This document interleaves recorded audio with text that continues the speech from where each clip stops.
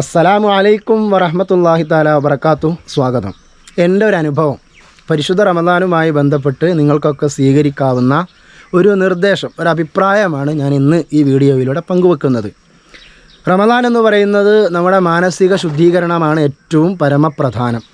ഹൃദയത്തിൻ്റെ ശുദ്ധീകരണം, മനസ്സിൻ്റെ വികാരങ്ങളൊക്കെ അടക്കി നിർത്തി റമദാനിൻ്റെ പകലുകൾ മുഴുവനും നോമ്പനുഷ്ഠിച്ച് രാത്രിയിലൊക്കെ ഇബാദത്തുമായി കൂടി എല്ലാ സമയവും സദ്വിചാരവും നന്മയും മാത്രം ലക്ഷ്യമാക്കിക്കൊണ്ടുള്ള മനസ്സിൻ്റെ ശുദ്ധീകരണമാണ് പരിശുദ്ധ റമദാൻ.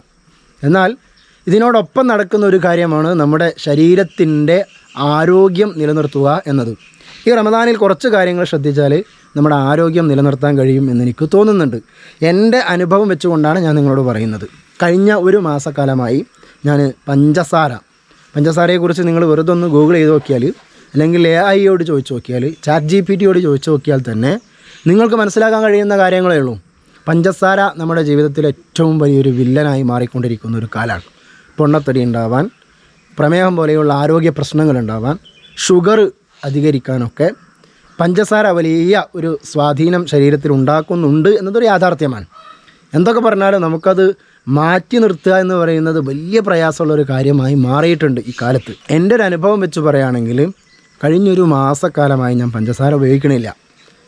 ഞാൻ മുമ്പുണ്ടായിരുന്നതിൽ നിന്ന് കഴിഞ്ഞ ദിവസം തൂക്കി നോക്കിയപ്പോൾ 4 കിലോ എൻ്റെ ശരീരഭാരം കുറഞ്ഞിട്ടുണ്ട്. കുറേ കാലമായി ഇതൊന്നും ശ്രദ്ധിക്കാത്ത ഒരാളാണ് ഞാൻ. പക്ഷേ ഒരു ഒറ്റ മാസം മാറ്റി നിർത്തിയപ്പോൾ ഒരു 4 കിലോ എൻ്റെ ശരീരഭാരം കുറഞ്ഞു. എനിക്ക് ഷർട്ട് ഇടുമ്പോൾ, എനിക്ക് വസ്ത്രങ്ങൾ അണിയുമ്പോൾ, നടന്നു പോകുമ്പോൾ എനിക്കെൻ്റെ ശരീരത്തിന് പ്രത്യേക ഒരു ഉന്മേഷം കിട്ടിയതുപോലെയൊക്കെ തോന്നാറുണ്ട്. ഇത് ഹക്കായി പറയാൻ പരിശുദ്ധ റമദാനാണല്ലോ. പണ്ടത്തേതിൽ നിന്ന് വലിയ മാറ്റങ്ങളുണ്ട് എനിക്കിപ്പോൾ. ശരീരത്തിന് തന്നെ ഭാരം കുറയുമ്പോൾ നമുക്ക് തന്നെ എന്തോ ഒരു മാറ്റം നമുക്ക് തോന്നും, തന്നാലെ തോന്നും. അപ്പോൾ ഞാനതിൻ്റെ തുടർച്ചയിലാണ് ഇപ്പോൾ ഉള്ളത്. റമദാനാണ് വരുന്നത്.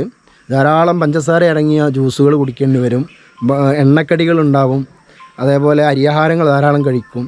നമ്മുടെയൊക്കെ ഒരു ശീലം അങ്ങനെയാണ്. പ്രഭാതത്തിൽ എഴുന്നേറ്റ് നന്നായി ഭക്ഷണം കഴിക്കും, നോമ്പ് തുറക്കാൻ നേരത്ത് പിന്നീട് എണ്ണക്കടികളും ജ്യൂസും മറ്റു ഭക്ഷണങ്ങളും, തറാവീന് ശേഷം മറ്റൊരു ഭക്ഷണം.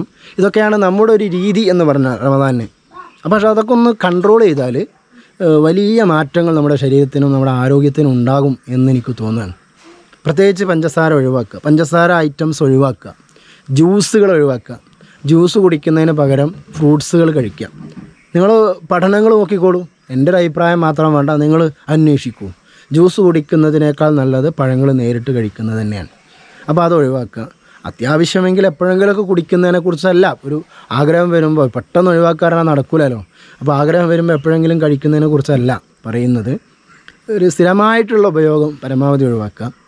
പിന്നെ അരി എന്ന് പറയുന്ന ആഹാരം മലയാളിയുടെ ഒരു ശീലമായതാണ്. ആ ശീലം കുറച്ച് കൊണ്ടുവരുന്നു, അരിയുടെ ഉപയോഗത്തിലൊക്കെ ഗണ്യമായ കുറവ് വരുന്നു എന്നൊക്കെ മാധ്യമ ചർച്ചയൊക്കെ ഞാൻ കേട്ടിട്ടുണ്ട് ഈ അടുത്ത കാലത്ത്. അപ്പോൾ അരി ആഹാരം നമ്മളും പരമാവധി നമ്മുടെ ജീവിതത്തിൽ നിന്ന് കുറച്ചൊക്കെ മാറ്റി നിർത്തി അതേ സമയത്ത് മുത്താറിയോ മറ്റ് ഭക്ഷണ പദാർത്ഥങ്ങളിലേക്ക് തിരിയാനുള്ള ഒരു സാധ്യതയെ കൂടി നമ്മൾ അന്വേഷിക്കാം. അങ്ങനെയൊക്കെ ചെയ്ത് നമ്മുടെ വ്യായാമം ചെയ്യുന്നവരാണെങ്കിൽ, ദിനേന വ്യായാമം ചെയ്യുന്നവരാണെങ്കിൽ അത് മാറ്റി നിർത്താതെ ധാരാളം വെള്ളമൊക്കെ കുടിച്ച്, നോമ്പ് തുറന്ന് ധാരാളം വെള്ളമൊക്കെ കുടിച്ച്, ജലാംശം നമ്മുടെ ശരീരത്തിൽ കുറഞ്ഞ വലിയ അപകടമാണ്. വ്യായാമം ചെയ്യുന്നവർ പ്രത്യേകം ശ്രദ്ധിക്കണം. യുവാക്കളൊക്കെ പെട്ടെന്ന് ജിമ്മിലൊക്കെ പോയിട്ട് മരണപ്പെടുന്ന വാർത്ത നമ്മൾ കേൾക്കുന്നുണ്ട്. നമ്മുടെ ശരീരത്തിൻ്റെ നിർജ്ജലീകരണം അതിൽ വലിയൊരു പങ്ക് വഹിക്കുന്നുണ്ട്. വേർത്തിങ്ങനെ ഒലിക്കും. അതിനനുസരിച്ച് വെള്ളം കുടിക്കുന്നില്ലെങ്കിൽ പിന്നെ അത് ശരീരത്തിനെ വല്ലാതെ ബാധിക്കുന്നുണ്ട്. അപ്പോൾ അത്തരം ഒരു അപകടമൊന്നുമില്ലാത്ത രീതിയിൽ നമ്മുടെ ശരീരത്തിന് എന്താണോ ആവശ്യം അതിനനുസരിച്ച് ഭക്ഷണത്തെ ക്രമീകരിക്കുക.